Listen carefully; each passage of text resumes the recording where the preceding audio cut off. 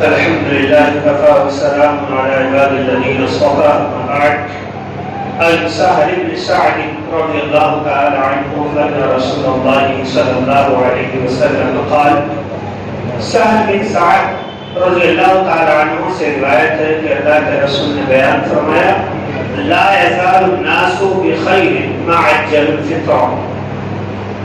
لوگ برابر ہمیشہ بھلائی اور خیر و عافیت میں رہیں گے جب تک کہ وہ روزہ افطار کرنے میں جلدی کریں گے. امام ترمذی رحمۃ اللہ علیہ نے ابو ہریرہ رضی اللہ تعالی عنہ کی سند سے روایت کیا ہے کہ اللہ کے رسول نے بیان فرمایا، اللہ تعالیٰ نے بیان فرمایا، یعنی اگلی حدیث یہ حدیث قدسی ہے. اللہ کے رسول نے بیان فرمایا کہ اللہ رب العزت نے بیان فرمایا: احب عبادی الیہ، میرے بندوں میں مجھے سب سے زیادہ محبوب وہ بندے ہیں اعجلہم فطرا، جو لوگ افطاری جلدی کرتے ہیں. یہ دو حدیثیں ہو گئی. ایک حدیث اور سماعت فرمانے. اللہ کے رسول نے بیان فرمایا لوگ روزہ افطار کرنے میں جب تک جلدی کرتے رہیں گے دین ہمیشہ غالب رہے گا. کیوں؟ کیونکہ یہود و نصارہ افطار تاخیر سے کرتے ہیں. ان تین روایات کی روشنی میں جو پہلی بات معلوم ہوئی وہ یہ ہے کہ روزہ افطار جلدی کرنا. جلدی سے مطلب یہ نہیں کہ سورج ڈوبے ہی نہ اور افطار کر بیٹھو. جلدی سے مراد اور اس کا مطلب یہ ہے کہ جو ہی سورج ڈوب جائے فوراً افطار کر لیا جائے. اللہ کے رسول نے پہلی حدیث میں یہ بیان فرمایا کہ جو لوگ افطار جلدی کرتے ہیں خیر و بھلائی ہمیشہ ان کے ساتھ رہے گی. دوسری حدیث میں اللہ تعالیٰ نے خود یہ بیان فرمایا کہ روزہ افطار وقت متعینہ پر جلدی کر لینے والے لوگ میرے نزدیک سب سے زیادہ محبوب بنتے ہیں.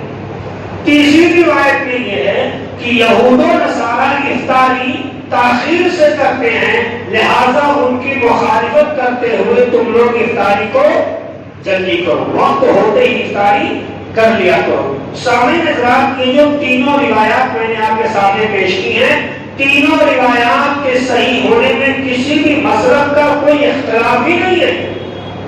پھر سوال یہ ہوتا ہے جب ساری کی ساری روایات صحیح ہیں تو امت مسلمہ کے اندر تاخیر سے افطاری کیوں کی جا رہی ہے؟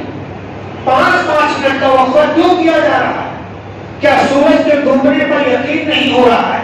5-5 منٹ یہ جانتے ہیں کہ سورج ڈوب چکا ہے، یقین ہو گیا کہ سورج ڈوب گیا، اس کے باوجود 5 منٹ 7 منٹ 8 منٹ تک انتظار کیوں؟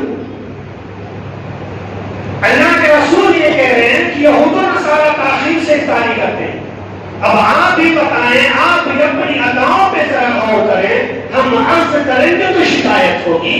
اللہ کے رسول کہتے ہیں کہ جیسے وقت ہو جائے افطاری کرو. یہ اللہ کے محبوب بندوں کی نشانی ہے، یہ خیر و بھلائی کی نشانی ہے، اور یہ ایک مسلمان اور مومن کی نشانی ہے. اور جو لوگ وقت ہونے کے بعد تاخیر سے افطاری کرتے ہیں یہ یہود و نصارہ کے طریقے پر ہیں، کیونکہ افطاری تاخیر سے یہود و نصارہ کرتے ہیں.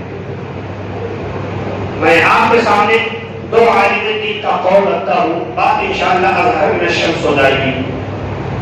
شارح بخاری حافظ ابن حجر رحمۃ اللہ علیہ بیان فرماتے ہیں، حافظ ابن حجر فتح الباری بیان فرماتے ہیں کہ دنیا کے اندر اس وقت جتنے فتنے اور جتنی بدعات ایجاد کر لی گئی ہیں، جتنی بدعات اس وقت دنیا میں ایجاد کر لی گئی ہیں، ان بدعات میں سے ایک بدعت یہ ہے کہ افطاری کو تاخیر سے کرنا اور سحری کو جلدی کر دینا. افطاری کو تاخیر سے کرنا یہ بھی بدعت ہے موجودہ دور کا، اور سحری جلدی کر دینا یہ بھی موجودہ دور کا فتنہ ہے، موجودہ دور کا بدعت ہے. کیونکہ حدیث اس کے خلاف ہے. حدیث کہتی ہے افطاری جلدی کرو اور سحری تاخیر سے کرو. آگے بیان فرماتے ہیں لوگ جب یہ بدعت ایجاد کر لیے، تاخیر سے افطاری کرنے لگے، سحری جلدی کرنے لگے، اسی وجہ سے امت مسلمہ کے اندر خیر اور بھلائی کم پایا جانے لگا اور شر اور فتنے زیادہ ہو گئے. امام ابن عبد البر رحمۃ اللہ علیہ بیان فرماتے ہیں کہ جتنی روایات افطاری جلدی کرنے کے بارے میں ہیں اور سحری تاخیر سے کرنے کے بارے میں جتنی احادیث ہیں، ساری کی ساری احادیث متواتر ہیں، صحیح ہیں اور ان پر عمل ہونا چاہیے، اور سارے مسالک کے علماء کا اجماع ہے کہ حدیث شریف میں یہ چیز موجود ہے، جلدی افطار کر لیا جائے اور سحری تاخیر سے کیا جائے۔ یہی اللہ کے رسول صلی اللہ علیہ وسلم کی سنت ہے اور یہی صحابہ کا طریقہ ہے۔ کہیں کوئی بات آ رہی ہے کہ اللہ کے رسول نے کہا احتیاط 5 منٹ یا 10 منٹ تک 2 رکعات کے برابر کر لیا جائے، پھر یہ احتیاط کا لفظ کہاں سے آ گیا؟ ایک نقطہ بیان کر کے میں اپنی بات ختم کرتا ہوں۔ اللہ کے رسول نے ایک لفظ استعمال کیا کہ لوگ برابر خیر و بھلائی میں ہوں گے جب تک افطاری میں جلدی کریں گے۔ افطاری کرنا اور خیر و بھلائی میں رہنا، دونوں میں ربط کیا ہے؟ کچھ سمجھ میں آ رہا؟ افطاری وقت متعینہ پر کر لینے والے، سورج ڈوبتے ہی افطاری کر لینے والے لوگ برابر خیر و بھلائی میں رہیں گے۔ دونوں میں ربط نظر نہیں آ رہا۔ افطاری کرنا اور خیر و بھلائی میں رہنا، یہ کچھ سمجھ میں نہیں آ رہا۔ جی ہاں، میں نے بڑا غور و فکر کیا، بڑے افہام و تفہیم سے کام کیا تو مجھے ایک نقطہ نظر آیا۔ نقطہ کیا ہے؟ آپ کے سامنے افطاری رکھی ہوئی ہے، آخری بات غور سے سنیے گا میرے پیارے بھائیوں، آپ کے سامنے افطاری رکھی ہوئی ہے لیکن آپ افطاری نہیں کر رہے، وقت کا انتظار کر رہے، کیونکہ آپ جانتے ہیں کہ ہمارے نبی نے بیان فرمایا جب تک وقت نہ ہو جائے افطاری نہ کرو، چاہے افطار کتنی ہی قیمتی کیوں نہ ہو، لیکن آپ وقت سے پہلے افطار نہیں کرتے۔ اور جیسے افطاری کا وقت ہوتا ہے بنا کسی سے پوچھے فوراً آپ افطاری کر لیتے ہیں، کیونکہ ہمارے نبی نے بیان فرمایا جیسے وقت ہو فوراً افطاری کر لیا جاؤ۔ تو گویا کہ شروعات میں افطاری نہیں کرتے کیونکہ نبی کی سنت ہے، نبی نے منع فرمایا، اور وقت ہوتے ہی افطاری کر لیتے ہیں کیونکہ نبی نے کہا کہ وقت ہوتے ہی افطاری کر لیا جائے۔ ہم رک بھی رہے ہیں تو نبی کی وجہ سے، اور افطاری جلدی کر رہے ہیں تب بھی نبی کی وجہ سے، یعنی شروعات میں بھی سنت اور انتہا میں بھی سنت۔ جس کا شروع سنت ہو اور جس کا اختتام سنت ہو میرے پیارے بھائیوں، یقیناً وہ دنیا اور آخرت میں بھلائی نہیں رہے گا۔ سمجھ رہے؟ سمجھ میں آئے گا؟ شروعات میں بھی سنت اور آخر میں بھی سنت۔ افطاری کر نہیں رہے کیونکہ نبی نے منع کیا وقت سے پہلے افطاری کرنے سے، اور وقت ہوتے ہی افطاری کر لینا کیونکہ نبی نے کہا۔